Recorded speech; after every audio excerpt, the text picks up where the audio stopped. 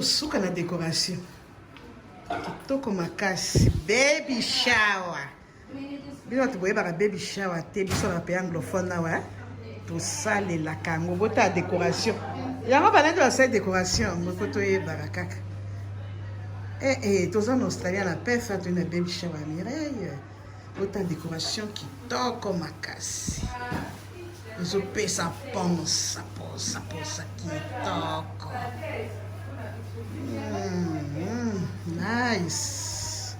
Place a baby boy. Mwana mobali, Bébé aza mwana mobali. Baby boy. Tala décoration kitoko. Kitoko wapi. Ta décoration. Kitoko, nzambe.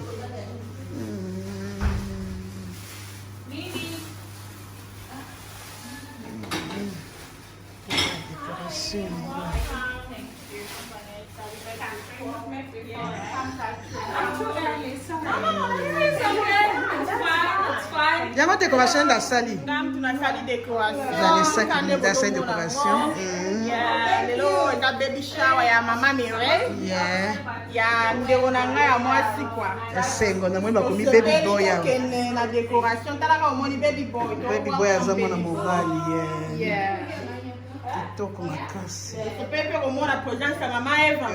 Mama ezio. Ndio sikuna Alexa.